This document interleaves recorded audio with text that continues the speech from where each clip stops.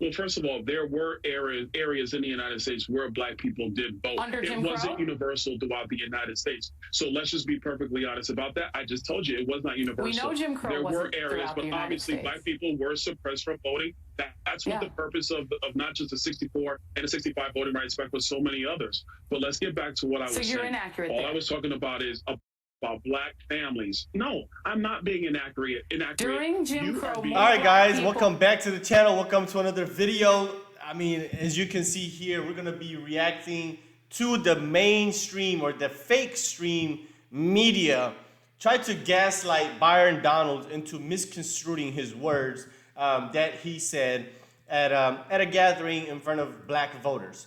So before we watch her, reaction and her trying to set him straight, because that's what they tend to do, it looks like, is get these liberal Black women to come on television and set Black male conservatives straight by gaslighting them into calling them racist and sellouts and all types of nonsense. So before we get into her reaction, we're gonna watch in full context what Byron Donalds said at this gathering, and then you guys can tell me if Joy Reid was accurate or is she misrepresenting his words, or is there something else behind this? So let's watch this clip together, and then we'll go back to their back and forth.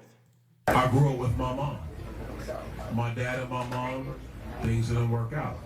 As an adult, I look at my father and I say, bro, I don't know what happened, but you my father and I love you. Wow. I don't know what happened. I wasn't there. Wow. But I'm gonna tell you this, growing up, the one thing I knew I wanted to do, and this is not about my father, this is about what I wanted to do, is I wanted to be a father to myself. Wow.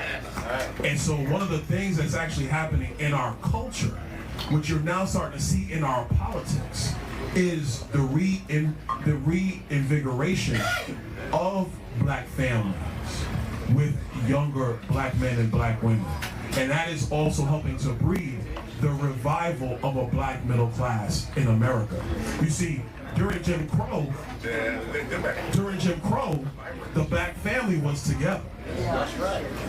During Jim Crow, more Black people were not just conservative, because Black people always have been conservative minded, but more Black people voted conservatively.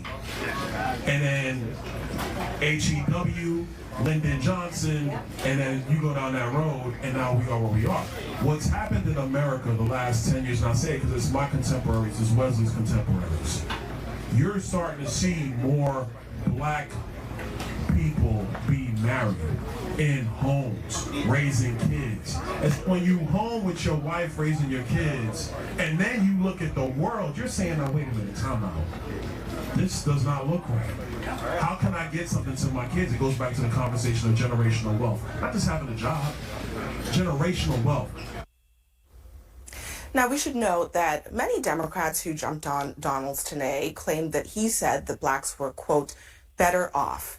As you heard there, he didn't use those exact words in the clip, but the congressman joins me now to talk about that. Congressman, thank you for being here. I want to just focus on really the substance of what you were saying or trying to say in that clip. What did you mean by Black families were more together during Jim Crow? I mean, it's simple. It's simple. The marriage rate in the Black community was higher during Jim Crow.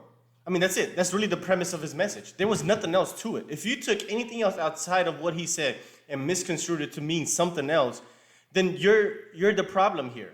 You're actually trying to create chaos in a message that actually is a great message. He's basically advocating for Black families to remain together, to have a two-parent household, to raise your children. There's nothing else outside of that. It's very simple, straight, direct. And if you just look at the numbers and pure data, Black families were married at a much, much, much higher rate during Jim Crow than now. Kids were being raised in a two-parent household more during Jim Crow than now. Anything else that you take from that message, you're just doing it on purpose to try to create a narrative that is not there. That's not there at all.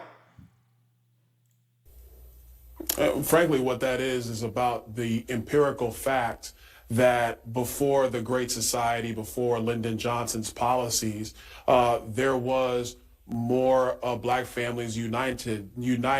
The marriage rate in Black America was significantly higher before the Great Society. The period of time that coincides with that, obviously, is Jim Crow era. And that's it. And that is it. He was just using Jim Crow as a reference of a time period. He never said black people were better during Jim Crow. No, he was saying during Jim Crow, black people had a higher rate. It's a difference between using that as a time frame, as a time, reference, than saying that this is how black people were during. That it's two different things. He was using it as a reference of time. And these people just don't know how to critically think to figure that out. After the Great Society, the marriage rate in the black community plummeted significantly. The Great Society is a part of that reason, not completely, but it's definitely a part of that.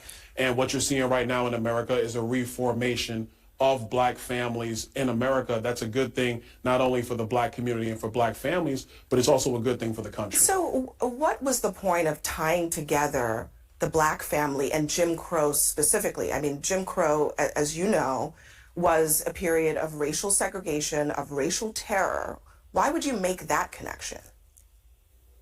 All I was doing was referring to the time periods when you talk about the historical timelines in America and coinciding with black families and what the marriage rate in black families are. The overarching point is obviously talking about what polling shows today, that about 25% of the black vote, depending on what poll you're looking at, is leaning towards supporting Republicans and supporting President Trump.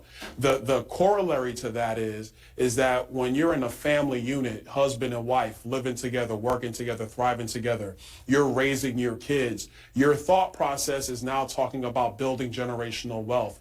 What am I leaving to my children? What kind of communities do I want my children to come up in? What are the educational opportunities? What's going on with the economy? How does, and then to a broader level, how does foreign policy and all these other public policy issues flow into that? And so when you compare the terrible agenda of Joe Biden and what that's done to families in America, coinciding with the fact that you are seeing a reformation of black families in America today, which is an absolutely wonderful thing and needs to continue. My view is it also coincides with a more conservative leaning and a more conservative mindset politically in those families. Facts. I mean, facts. I mean, that's not, you can't dispute that. You can't dispute that. But let's watch Joy Reid. Oh my God, this is probably, oh my God, this woman is horrible. Let's watch her gaslight Byron Donalds, and the way that she ends the interview is purely the most disgusting way that she could have ever done it. She's a horrible, horrible, horrible human being for the point that she tried to make at the end of this interview right here. So let's get right into it. Could not protect his wife from rape, could not protect his son from lynching. So again, why would you quote that era and say that at that time, the family all being in the home together was something we should think of as a good thing? Well, first of all, Joy, the story you bring up and you're bringing up is a tragedy, one of the great tragedies of the Jim Crow era. This is why those policies were so they were disgusting and distasteful. All I was talking about, Joy, was the benefit of a man in the family. Again, sir, I'm sorry, I've let you talk for a long time. Sorry, I only, no, talk over you. You've gotten a chance. Did y'all hear what she just said? She said, what is the benefit of a man if he's with his family? Or am I tripping? Let's go back. All I was talking about, Joy, was the benefit of a man in the family. Again. Well, the benefit of a man in that family is the man was in the family. The man was in the household. You had less children growing up with out of wedlock. I mean, that alone is beneficial. But listen, woman, the crazy part about it is that these people will always make the claim that there's a racial wealth gap. That was what would have probably fixed the racial wealth gap is if families had stayed together. And families stayed together when families are conservative. Most liberals don't have families. They don't believe in families. They don't believe in the nuclear family. So, of course, that time that he's using to reference was more beneficial to the black family because we were one unit. Matter of fact, if you look at the income gap between the black man and the white man was a lot less than it is now. And they don't like that reality. If families were together, you'll create more generational wealth. Y'all talk about that all the time. So if families were staying together like they were during Jim Crow, his point is that we would have less poverty, more kids would be in the home, education would probably be better, crime rate would probably be a lot better. Families fix societal issues. That's the first, in my opinion, the first line of defense to a problematic individual is the family unit. But she don't want to acknowledge that. It's really asinine. All he's advocating for is for people to remain together and be a family. But they're trying to misconstrue this to mean something else. It's really fascinating. Sir, I'm sorry, I let you talk for a long time. Sorry, no. Talk over you. You've gotten a chance to speak a lot, Congressman. You're going to answer my question now and not filibuster. This is the question you want. This is the question you need to answer. That's what I'm trying to answer. That's what I'm trying to answer, Joy. Give me a second. Take a breath. Take a breath. Joy, you take a breath. If a black man could not protect... The gaslighting is crazy, bro. You talk about take a breath. Joy, you're the one that's riled up. Byron seems pretty cool, calm, and collected. You're the one that needs to chill out, take a breath. It's my show. If a black man, a black father, could not protect his wife, his son, or himself from lynching and violence, how is him being in the home mean that is an era that was better for the black family, or that we should think of as a good thing? Straw man argument. First of all, Joy, I never said that it was better for black people in Jim Crow. I have never. Look. You see this? This is proof that she doesn't even know what he had said. She's going back and forth with him for the last 2, 3, 4 minutes about what he said. And when he said, that's not what I said, she needs to reference to his quote because she doesn't know what he said. She doesn't know what he said. Because if you knew what he said, you wouldn't screw like you did. Said that, and even my own words say that. If you're talking about the importance of black fathers in the home, or frankly, all fathers in the home, it is always for the betterment of children to have leadership. Yes, for safety. So having 2 people in the home to help provide the economic needs for those children so the family can succeed. That is a wonderful thing. We should always get back to that, not to Jim Crow. And this is the point of the gaslighting and the lying that is occurring with what I said. Don't try to impose the fact that the marriage rates were better in the higher, I want to be clear, higher in the Jim Crow era to mean that I think Jim Crow is great. That is a lie. That is gaslighting. I would never say such a thing, which is why the Jim Crow era was destructive of black people. You brought it up. You're the one who brought it up. Let's get one more question. And now you're trying to gaslight like everybody else is trying to gaslight. The timeline was when, One more thing. The poverty rate during Jim Crow was 55.1%. More than half of families were impoverished. You also said, and I'm quoting you again, during Jim Crow, more black people were not just conservative. Black people have always been conservative-minded, but black people voted conservatively. Black people weren't allowed to vote at all during Jim Crow. Look, first of all, she thinks she had a point. Well, Joy, let's dive deeper. Why weren't black people allowed to vote back then? Was it because the Democrats did not want black people to vote for Republicans? Because it was Republicans that were fighting for civil rights? That's an interesting point. So it was your side of the party that didn't allow people to vote during Jim Crow. The Democrats created the KKK to stop blacks from voting for Republicans during this time era. So what are you talking about, Joy? You don't know.